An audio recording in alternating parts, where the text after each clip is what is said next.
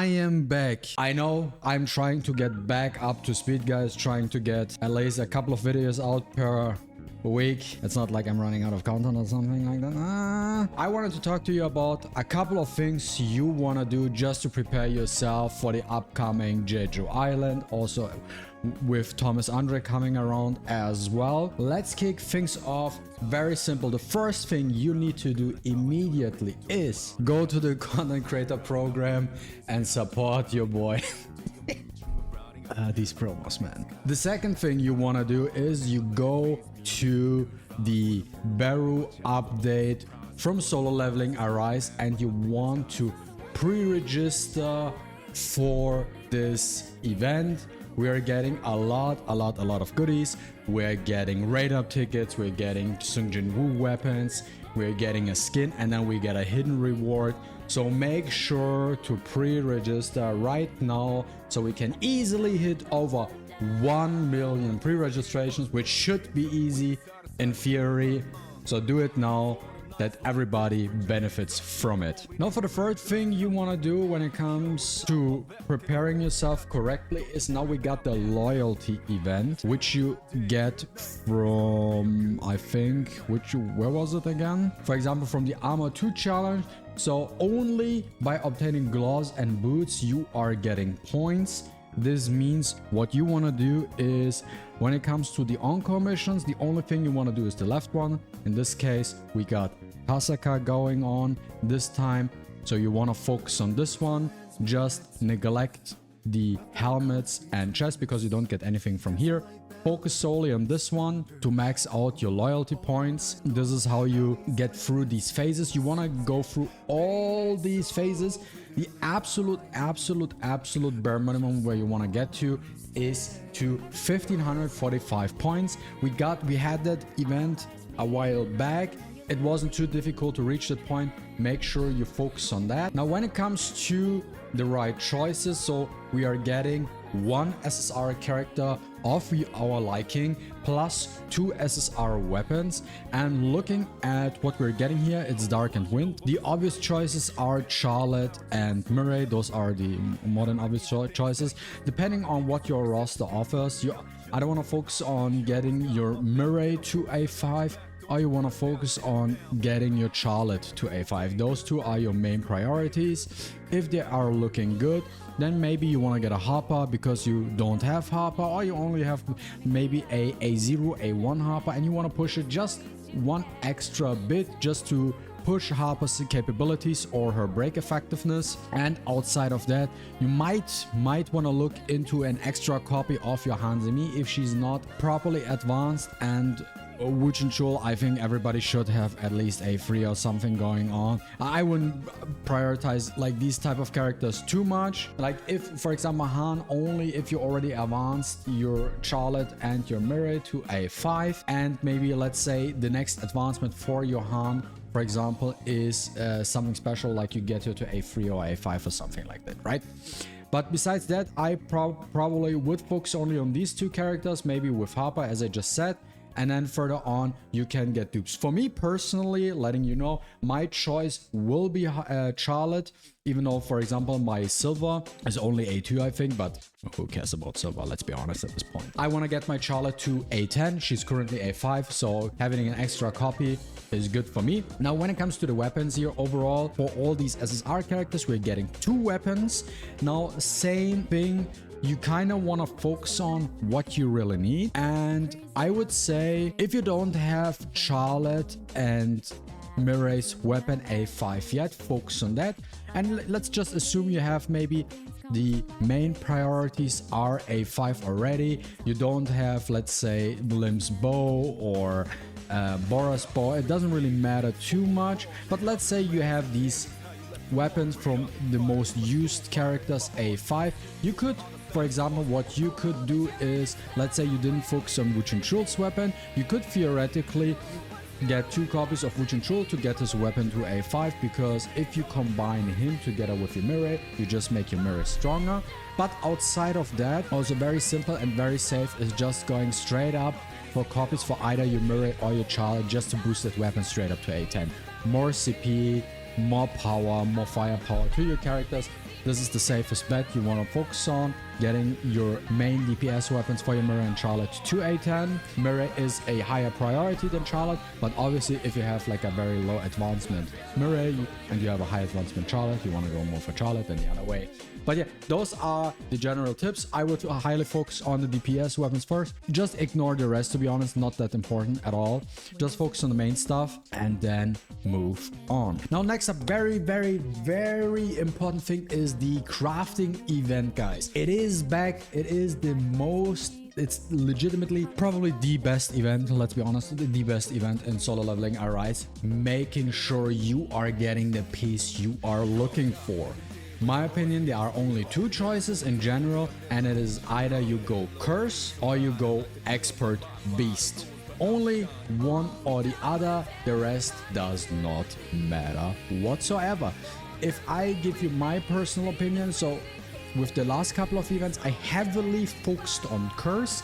I have really good Curse pieces right now. They could be slightly better, but you know what? They are at a very good spot. But you know where I'm slacking? I'm slacking with my expert pieces. And this is something I give you now a personal recommendation. Focus maybe more on expert set because you have more characters focusing more heavily on expert.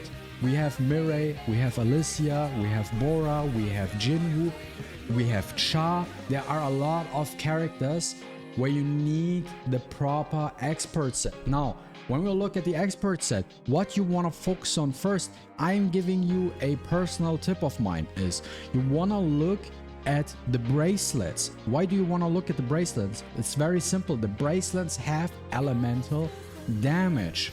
Now, what do you need from these bracelets? Let's look at my bracelet, for example. I have fire damage, I have water. I'm looking at my characters.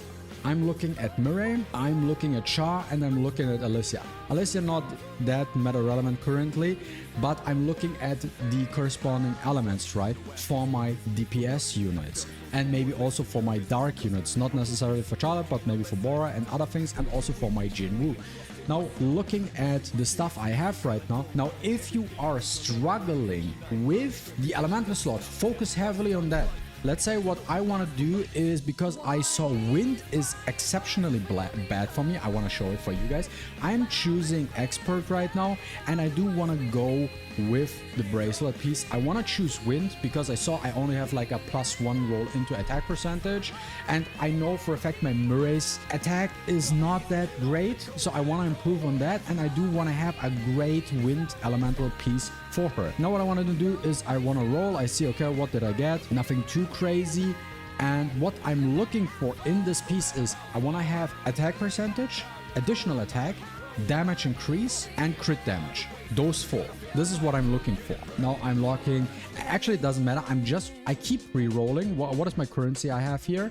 So I'm just re-rolling with my artifact enhancement. Oh, thank God I have 5,800. So I can just keep re-rolling till I find. So this one looks better for me, for example, and I just keep re-rolling, right?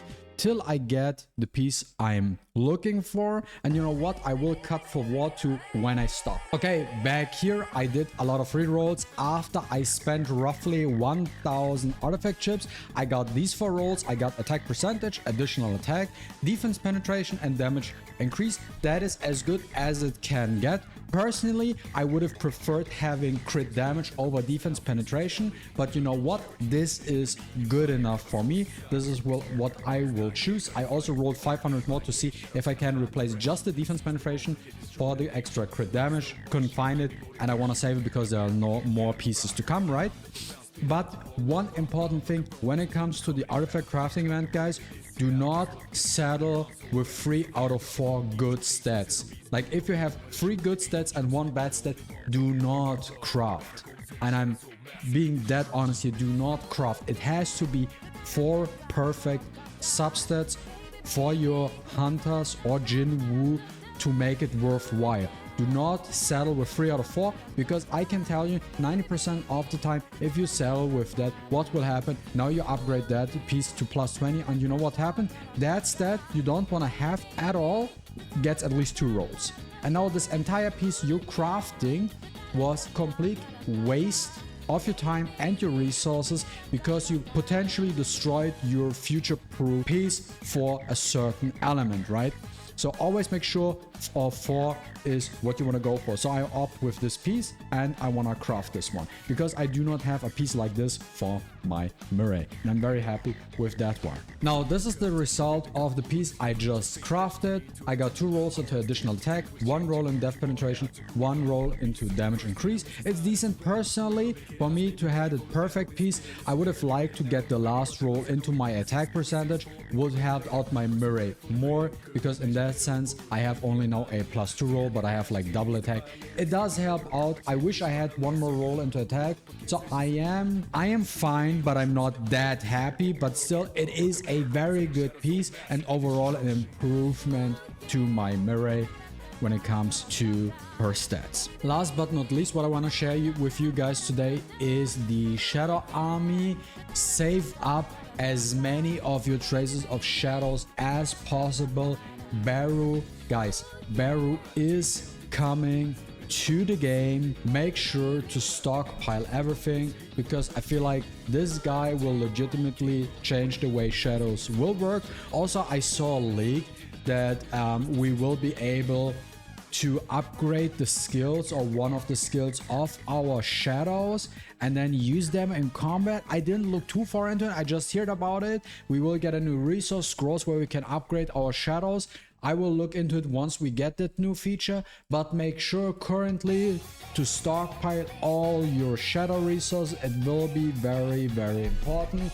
And Baru will also be a very, very strong shadow coming. Oh yeah, guys, and last but not least, we got that SSR weapon chest for Jinwoo in the mailbox. When it comes to what you want to choose, in case you didn't use it yet and you maybe wanted to know from my side or my perspective, very simple. If you don't have a 5 plum yet, focus on plum, get it to a 5. If you do not have a free moon shadow, get your moon shadow to a free. And then you also have the FIFA Grimoire, the book, get it to at minimum A1 if you don't have to. But outside of that, if you have a 5 plum and if you have a 5 moon shadow, for example, and you have like at minimum A1 FIFA Grimoire, the next thing you want to focus on are the Baron daggers. The Baron daggers are actually the only DPS weapons in the game right now which are worth using, like compared to any other DPS weapon based weapons for Jinwoo. The Baron daggers actually out DPS a lot of different things.